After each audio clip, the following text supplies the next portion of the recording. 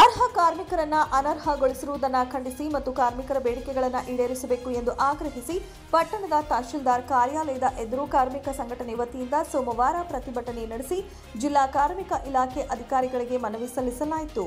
ಈಗ ನಮ್ಮ ಕೆಲವೊಂದಿಷ್ಟು ಕಾರ್ಮಿಕರ ಬೇಡಿಕೆಗಳನ್ನು ಈಡೇರಿಸಬೇಕಂತ ಹೇಳಿ ನಾವು ಅನೇಕ ಬಾರಿ ಜಿಲ್ಲಾಡಳಿತಕ್ಕೆ, ತಾಲೂಕು ಆಡಳಿತಕ್ಕೆ, ಕಾರ್ಮಿಕ ಇಲಾಖೆಗೆ ನಾವು ಮನವಿಯನ್ನ ಕೊಟ್ಟಿದ್ದೇವೆ. ಸೊ ನಮ್ಮ ಬೇಡಿಕೆಗಳು ಏನೇನಪ್ಪ ಅಂತಂದ್ರ ನಿಜವಾಗ್ಲೂ ಕಟ್ಟಡ ಕಾರ್ಮಿಕರನ್ನ ನಮ್ಮ ತಾಲೂಕಿನೊಳಗ ಅನರ್ಹ ಮಾಡಿದಾರ. ಯಾರು ಗೌಂಡಿ ಕೆಲಸ ಮಾಡ್ತಾರ ಅವ್ನು ಗೌಂಡಿ ಅಲ್ಲ, ಯಾರು ಸೆಂಟ್ರಿಂಗ್ ಕೆಲಸ ಮಾಡ್ತಾರೋ ಸೆಂಟ್ರಿಂಗ್ ಅವರಲ್ಲ, ಟೈಲ್ಸ್ ಕೆಲಸ ಮಾಡ್ತಾರೋ ಟೈಲ್ಸ್ ಅಲ್ಲ. ಸೊ ನಿಜವಾಗ್ಲೂ ಕಟ್ಟಡ ಕಾರ್ಮಿಕರನ್ನ ಅನರ್ಹಗೊಳಿಸಿದ್ದಾರೆ. ಸೊ ಅನೇಕ ಬಾರಿ ನಾವು ತಾಲೂಕು ಆಡಳಿತಕ್ಕೆ ಹೇಳಿದ್ರು ಕೂಡ ಅವರು ತಮ್ಮ ಕಾಯಕವನ್ನು ತಾವು ಮುಂದುವರಿಸ್ತಾರ. ಸೊ ಇದೇ ರೀತಿ ನೀವು ಮುಂದುವರಿಸಿದಂತ ನಾವು ಮುಂದಿನ ದಿನಮಾನದೊಳಗೆ ಉಗ್ರ ಹೋರಾಟವನ್ನ ಮಾಡ್ಬೇಕಂತ ಹೇಳಿ ತಾಲೂಕು ಆಡಳಿತ ಮುಖಾಂತರ ನಾವು ಎಚ್ಚರಿಕೆಯನ್ನು ಕೊಡ್ತೀವಿ. ಪಟ್ಟಣದ ಹಳೆ ಬಸ್ ನಿಲ್ದಾಣದ ಆವರಣದಿಂದ ಆರಂಭಗೊಂಡ ಪ್ರತಿಭಟನೆ ಹೊಸ ಬಸ್ ನಿಲ್ದಾಣ ಮಾರ್ಗವಾಗಿ ತಹಶೀಲ್ದಾರ್ ಕಾರ್ಯಾಲಯದವರೆಗೆ ತೆರಳಿತು.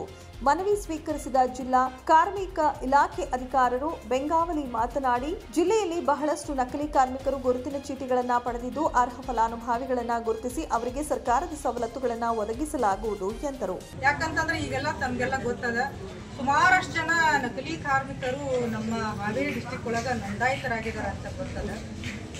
ಈ ಹಂತದಲ್ಲಿ ಮಂಡಳಿಯ ನಾವು SOP ಪ್ರಕಾರ ಸ್ಟ್ರಿಕ್ಟ್ ಆಗಿ ಫಾಲೋ ಮಾಡ್ತಾ ಇದ್ದೀವಿ.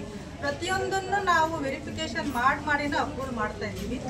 ಇದೊಂದು ಪ್ರಾಬ್ಲಮ್ ಇರೋದ್ರಿಂದ ನಾವು ಕೆಲವೊಂದು ಜನರಿಗೆ ಅದೇನೋ ಸ್ವಲ್ಪ ಡಿಲೇ ಆಗಿರ್ಬೋದು, ಪ್ರೊಸೆಸ್ ಮಾಡೋದು ಸಹಿತ ನಿಧಾನವಾಗಿರ್ಬೋದು. ಅದನ್ನು ನಮ್ಮ DOಗಳನ್ನು ನಾನು DOಗಳಿಗೆ ಹೇಳ್ತೀನಿ. ಮತ್ತು ಯಾವ ರೀತಿ ಅವರು ಅದನ್ನು ಮತ್ತೆ ಯಾವ ಥರ ಪ್ರಾಬ್ಲಮ್ಸ್ ತಮಗೆ ಬರ್ತಾ ಇತ್ತು, ಅದನ್ನು ಯಾವ ಥರ ಕ್ಲಿಯರ್ ಮಾಡ್ತಿದ್ರಿ, ಈಗ ಯಾಕೆ ಪ್ರಾಬ್ಲಮ್ಸ್ ಆಗ್ತಾ ಇದೆ ಅನ್ನೋದನ್ನು ಚರ್ಚೆ ಮಾಡೋಣ.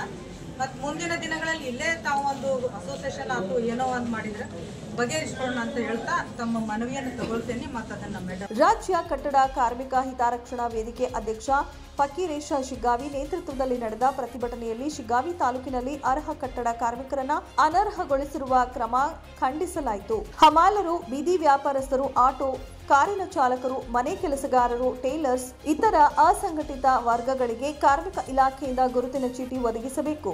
ಪಿಎಂ ವಿಶ್ವಕರ್ಮ ಯೋಜನೆ ಅಡಿ ಜಿಲ್ಲಾದ್ಯಂತ ನೋಂದಾಯಿತ ಫಲಾನುಭವಿಗಳಿಗೆ ಸಾಲ ಸೌಲಭ್ಯ, ಪ್ರಧಾನಮಂತ್ರಿ ಆವಾಸ್ ಯೋಜನೆ 2.0 ನಗರದ ಬಡ ಫಲಾನುಭವಿಗಳಿಗೆ ಮನೆ ನಿರ್ಮಾಣ, ಪಡಿತರ ಚೀಟಿ ಮಂಜೂರು ಮಾಡಲು ತಾಲೂಕು ಆಡಳಿತ ಕ್ರಮ ವಹಿಸಬೇಕು ಎಂದು ಮನವಿಯಲ್ಲಿ ತಿಳಿಸಿದ್ದಾರೆ.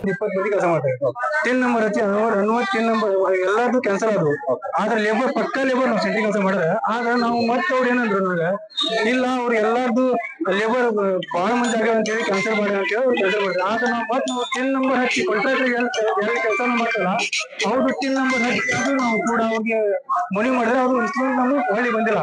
ಮತ್ತು ರೇಟ್ ಅದು 2 ಸಲ ರೇಟ್ ಆಗುತ್ತವು ಪಕ್ಕ. ನಾವಂತೂ ಟಿನ್ ನಂಬರ್ ಹಾಕಿ ಕೊಡ್ರಿ ಅಂತ ಅವರು ನಾವು ಟಿನ್ ಹಾಕಿ ಯಾರು ಕಡಿಮೆ ಕೆಲಸ ಮಾಡ್ತೀರೋ ಅವ್ರು ಟಿನ್ ನಂಬರ್ ಹಾಕೊಡ್ರಿ ನಾವು ಪಕ್ಕ ಲೇಬರ್ ಹೌದಾ ಎಲ್ಲ ಎಲ್ಲಿ ಕೆಲಸ ಮಾಡ್ತೀವಿ ಅಂತ ಕೇಳಿದವರು. ಆದ್ರೆ ನಾವು ಟಿನ್ ನಂಬರ್ ಏನ್ ಕಾಂಟ್ರಾಕ್ಟ್ ಟಿನ್ ನಂಬರ್ ಹಾಕಿ ಆದ್ರೆ ಕೊಟ್ಟಿರೋದು ಆ ನಂಬರ್ ಡಿಸಿಷನ್ ಕೊಟ್ಟಿಲ್ಲ ಅವ್ರು ಹೊಳ್ಳಿ. ತಿಳವಳ್ಳಿ, ಕುಶಾಲ್ ಕಮ್ಮಾರ, ಮಾನಪ್ಪ ಬಡಿಗೇರ, ಮಹೇಶ ಕುಂಬಾರ ಇತರರು ಇದ್ದರು.